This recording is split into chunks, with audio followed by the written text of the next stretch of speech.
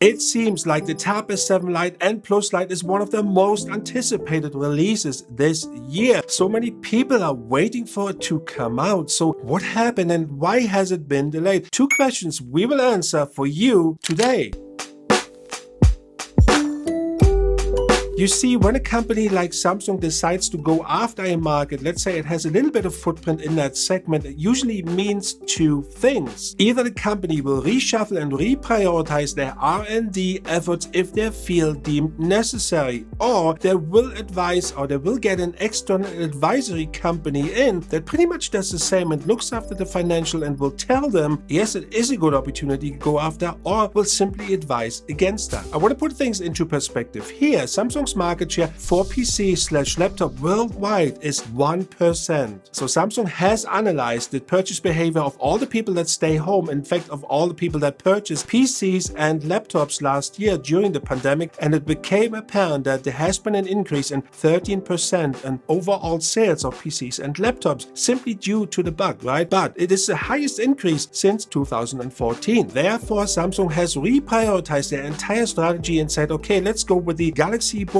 Pro lineup and give it all the attention that Samsung feels it was necessary. So was this a good move? Was this the right move? Well, we will see in the future, but it's also a discussion for a different video. But here's the but. What is it about the Tab S7 LITE and the Tab S7 Plus LITE that gets so many people excited? In my eyes, it is the combination of budget and specifications, basically in normal terms, what you get for your money. And by looking at the latest pictures of the device, it becomes more and more apparent that this really is a light version of the Tab S7 so many people out there, so many people, so many of you guys cherish around the world. It is the same setup for the cameras. It has the front dual cameras, the little selfie camera tucked away in the bezel, and the general look and feel, it is really like the Tab S7, just with a lesser specifications, right? The color options will also be different. You can see this here is kind of spring and summer and it's really colorful, and the bookcase, even the bookcase, let me show you this. The bookcase is like identical to the Tab S7 bookcase, right? You have two options to store the pen. One is here, obviously, when you put your Tab S7 LITE in, and one is down here, right? You basically, it's magnetically attached, so you don't lose the pen when you have your Tab S7 LITE in here. So it is really so similar to the Tab S7, but it's kind of a, as the name suggests, a light version of it. It even has fast charging, although there is a catch. Well, it kind of depends from where you see it, which camp you sit in. Because, let me tell you this, the latest certification will show you a 44-watt possibility for the charging, which is great, but you will only get a 15-watt charger in the box. Well, at least you have a charger, you could see it that way. You can only buy the 25-watt charger separately. So where is the gap to the 45-watt charging? And I solved it here. Let me tell you what's happening. It is very simple. Samsung pursues the ecosystem strategy in terms of hardware and software. In this case, hardware. The new Galaxy Book Pro lineup, Galaxy Book lineup, regardless of which version, has that USB universal charger included that has USB PD, which is a universal standard USB power delivery. That device will automatically adjust to the highest possible charging speed of any other device. That means when your Galaxy Book has 65 watt and your Tab S7 LITE has 45 watt, it will automatically adjust, so you can use that one universal charger for every single device with maximum power charging, whatever you want to call it. And that is one of the strategies, and that is why it has that fast charging approved, but you will only get the smaller charger in the box. And sometimes I feel like it could be communicated better, but hey, you got us,